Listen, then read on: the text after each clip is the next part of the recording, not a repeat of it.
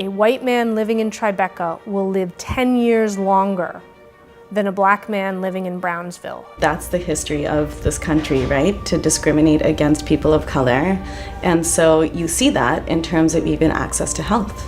Part of the problem for folks who live in low-income communities in New York City and outside of New York City is that the care is so uneven. It almost tells you that certain people are not important or deserving of health, and we really believe that healthcare is a human right for everyone.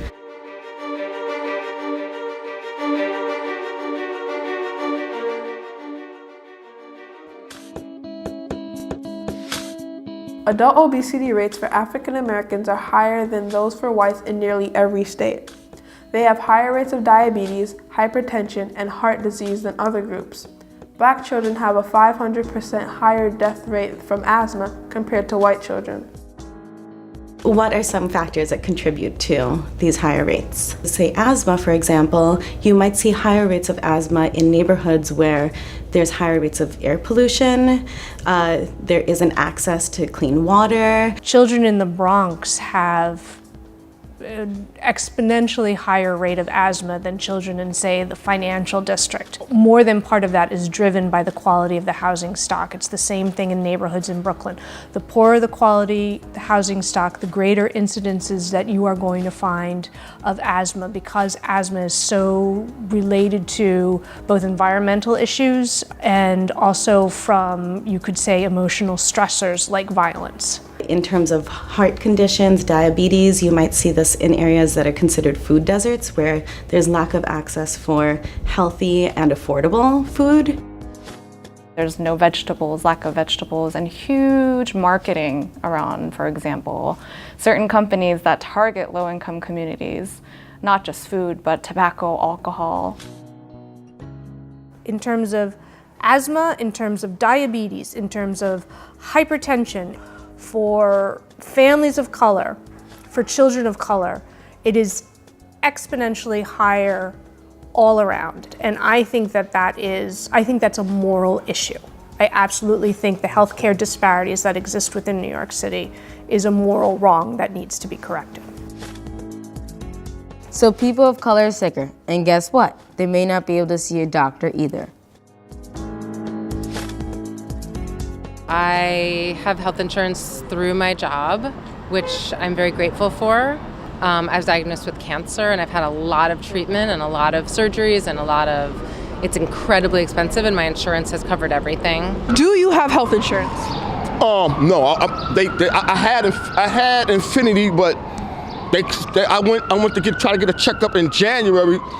They said I ain't on it no more. I'm like, damn. I get bills they're not bills, they're statements that show what the procedures cost and how I owe nothing. I need my insurance. I want to go get me a checkup. I ain't get a checkup about 7 years. I need a checkup, but no hospital will check me out unless I have insurance. If I didn't have insurance, I would not be alive right now. I mean, it's clearly it's covering everything. I can use insurance. Why not? I'm a human being. According to Open Data Network, of the 1.5 million people in New York State who do not have insurance, 24.8% are Hispanic, 13.3% are African Americans, and 7.6% are white.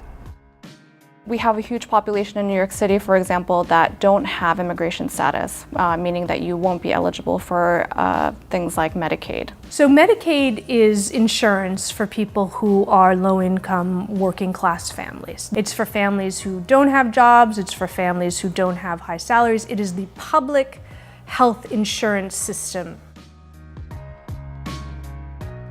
68% of people on Medicaid are people of color, which many hospitals and doctors don't take.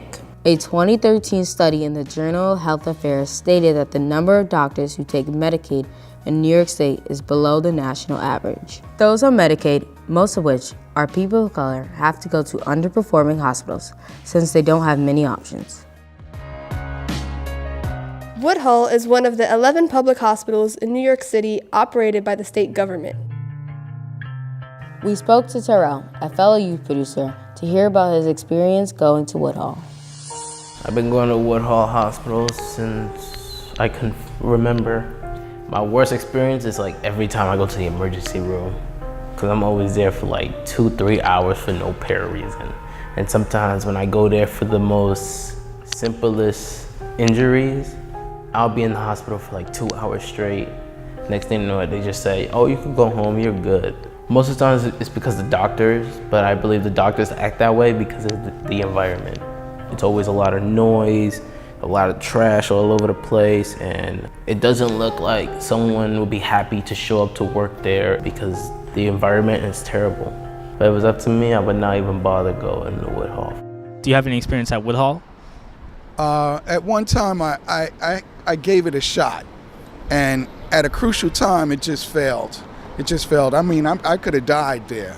You know, my last time there was February 24th, 2018, and I was there on the weekend on a Saturday, and it felt like it was just a terrible experience. It felt like a big party, and nobody wanted to do any work or anything like that. It's crazy. I wouldn't recommend Woodhull to nobody. Okay, so how would you rate it on a scale of 1 to 10? A 0. Why is that? You have any negative experiences or anything like that? A lot of negative experience. They're not good for, one time my son had asthma. He caught an asthma attack, and they were like tending to him very slow. They take forever to actually reach the patients, especially those with serious injuries. What is a typical wait time to see a doctor if you go to the emergency room at Woodhull? It's a very long time. You might die. The wait is long for adults. They don't even analyze or ask you questions. A lot of times they don't take blood tests. Just the whole treatment in general is not good. According to the New York Post, the Center for Medicare and Medicaid Services rated all public hospitals in New York City below par. Coney Island Hospital got the lowest grade in the entire nation. Lately, I haven't had too many experiences with Coney Island Hospital. However, my mother, 1984, went into the hospital on a Friday, had trouble breathing, and they said, don't worry, she'll be out on Monday. And she was out on Monday. She ended up dying. I was transferred on the 24th of February to Presbyterian. My daughter felt that this would be a better experience for me. And once I got in here, I mean, top of the line from the time that I came in through the door to, I mean, everybody, household, cleaning, great service, yeah. New York Presbyterian is one of the top-rated private hospitals in the city, along with NYU Langone, Mount Sinai, and Montefiore. How would you rate the quality care of New York Presbyterian Hospital? I've always gotten excellent care there, no matter whether it's been through a doctor's office or the ED, but I got excellent care all the time. The employees are very helpful, they help the patients, and this is like a really clean hospital. I was treated like a human being. I had humanity here. I mean, top of the line service from the time I entered the building till me leaving presently. I mean, they're worth the visit. I mean, if I have to come all the way from Bedford-Stuyvesant just to be treated like a human being, then so be it. And that's what I've been doing, and I'll plan on doing it regularly until things get better in my neighborhood. You have to look at a person's environment to see what they're able to access. In a lot of lower income communities, there also isn't quality health care that's provided in those neighborhoods. There might be hospitals that don't receive the same kind of funding as, say, a private hospital. And so even accessing care regularly or even going once when there's an emergency is really challenging.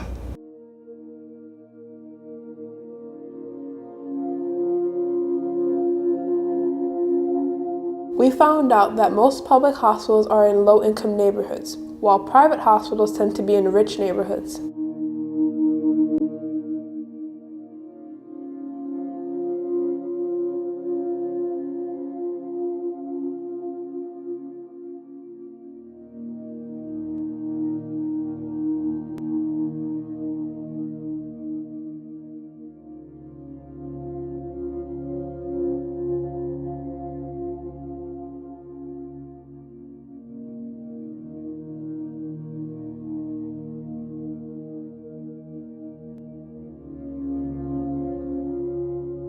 And the low-income neighborhoods you just saw generally consist of Black and Hispanic people.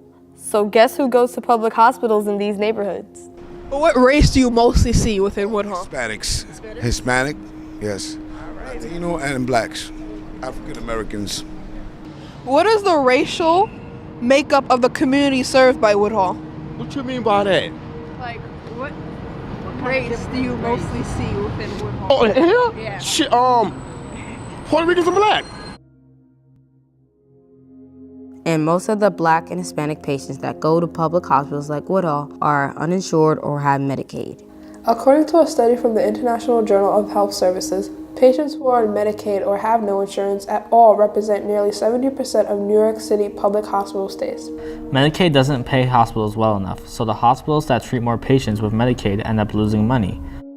And if you have more people with Medicaid going to a hospital, the hospital will get fewer dollars than a private hospital, which can attract what we call patients with commercial insurance or private insurance. So the big difference between private hospitals and public hospitals is that public hospitals see people either without insurance or with insurance that reimburses the doctors with fewer dollars, which means in turn that they can't pay to renovate the hospital. They can't put their money into, special new wings and things like that because they're so busy putting all their money into the care of the patients.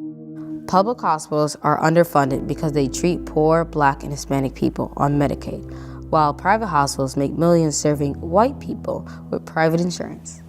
According to Modern Healthcare, patients at New York private hospitals tend to be older, white, and have private insurance. However, these rich private hospitals will get the same funding from the state government as struggling public hospitals. The way the money is doled out from Albany is so unfair that the hospitals who take care of the highest number of uninsured people get the same amount as like NYU or New York Presbyterian, who don't come near to dealing with the same level of folks who are uninsured. So it's an unequal system, and it is unequal from the top. According to Cranes, New York City patients who are either minorities, uninsured, or on Medicaid are strikingly underrepresented at the city's private hospitals. A 2017 study from the International Journal of Health Services concluded that in New York City, Black patients were 2 to 3 times less likely than whites to be discharged from these private medical centers. New York Presbyterian, Cornell. Best service I ever got. Made me feel like a human being. I had humanity here. And even if a person of color finds themselves treated at a private hospital, it doesn't necessarily mean they will receive quality care. To answer if people of color get worse treatment, we took a look at one Hispanic family. My name is Yenny Rodriguez, and I'm from the Bronx, New York. I am 100% Puerto Rican, or since I was born and raised in New York, I'm 100% New Yorican. My relationship with my dad is good. We have a good relationship. I love him. To bits and pieces, I love that man. Recently in August, he just had a heart attack. I was super scared of losing him. I was scared that I didn't live up to a lot of expectations that I wish he would have seen, for me, It was just, there was so much running through my head that, no one wants to hear that their parent almost died. No one wants to hear that. And it's really hard to think about, especially when you have a close relationship with your parent. It's so hard. And I'm done explaining this. Next question. Luckily, he had open heart surgery. There was this one night, he finally had the breathing tubes out of him, and he was breathing through the tube that goes around here.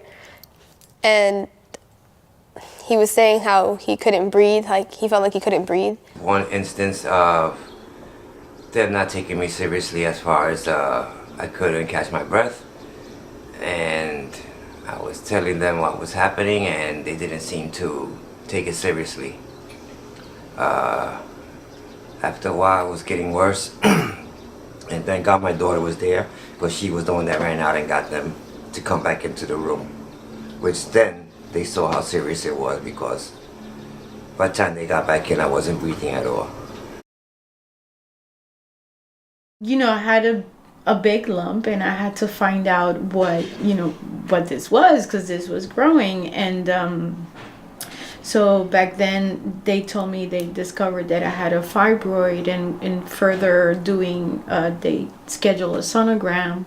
It was the size of a 6-month-old fetus. That's how big it was. And they gave me these options, which was to go through a hysterectomy where they just remove my ovaries and my womb. And that was pretty much it, like nothing else. And I looked at the doctor and I'm like, is that my only option? And he said yes, and that I had no choice.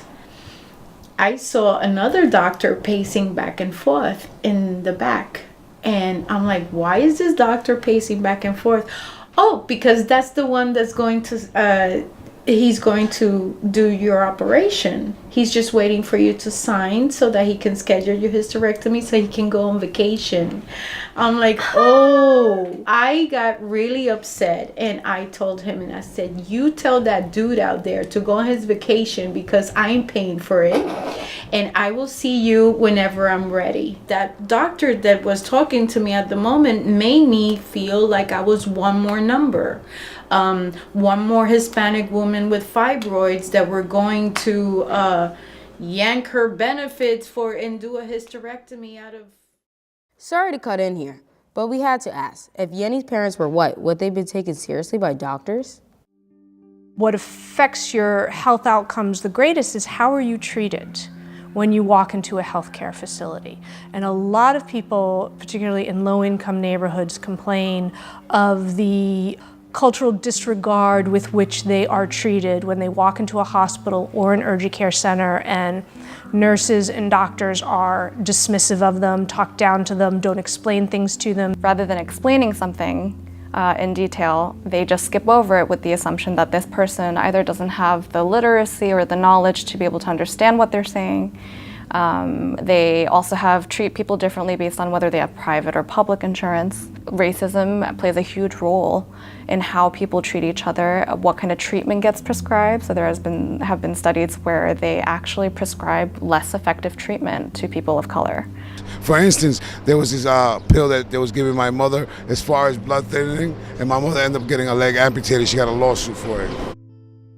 According to a study from Social Science and Medicine, doctors and other healthcare providers tended to see black patients as less likely to take responsibility for their health, less likely to follow treatment recommendations, and less likely to get better. As a black man, I wasn't segregated at Coney Hospital, but they did put me in a point of racism. A lot of white people were taken first before I was, and I was there waiting for hours. I think 6 hours, 7 hours maybe. And I think that is a problem. People of color are people too.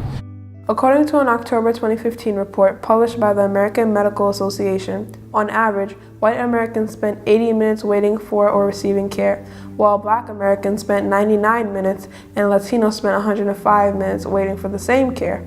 Because we're minorities, regardless of who we are and what titles or careers do we have, they treat you very different, very different. Definitely would think that my mom would get better health care if she wasn't Hispanic. Like, maybe on the outside she looks white, but when they see a name and they'll see Rodriguez at the end of her name, they'll know she's like Hispanic or something. The question of whether people of color receive lower quality care because of their race is a hard question for me to answer.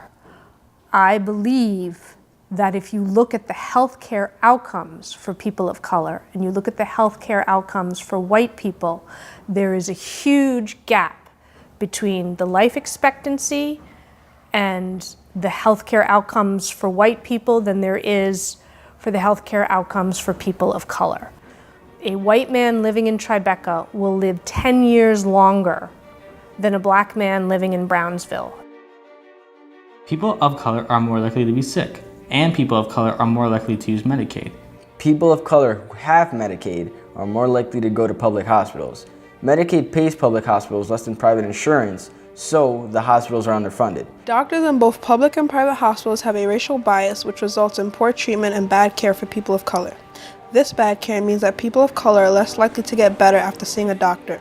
This means that people of color are more likely to be sick. thus repeating the cycle. Regardless of race or class, most people agreed on one thing. If you were like president of the United States for like, you just became president of the United States, how would you design a healthcare system? I'll give healthcare for everyone. You don't limit it to no one, and no matter what their situation is, everyone needs healthcare. Not everyone can afford medication out their pockets.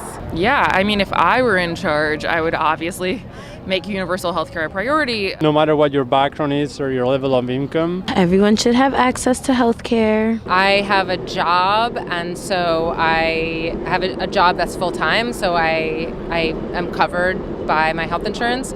I think people who are not working should be covered, should have health insurance. I think people who lose their jobs should continue to have health insurance. I think people who work part-time should have health. I think everybody should have health insurance. People out here need insurance, man. That's bad. I don't know. I can't answer that, but I say just give it to them. I need it. Universal healthcare isn't going to solve the racial disparities in New York City and America, but it's a start to equality among everyone. It's hard to fight for it all. How do you expect to fly when we're down on our knees to crawl?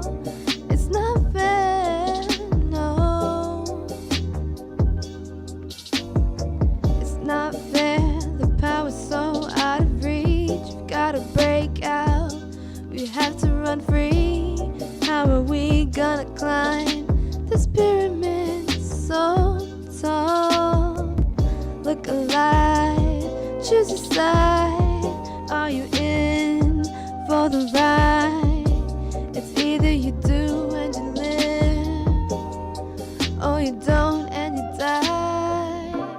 I don't wanna live in a world so cold. Hearing these words are getting too old. To break the cycle, you can't rely on what you know. Some rules are meant to be broken. Don't let your words stay unspoken. To stand up in this world, you've gotta grow bold.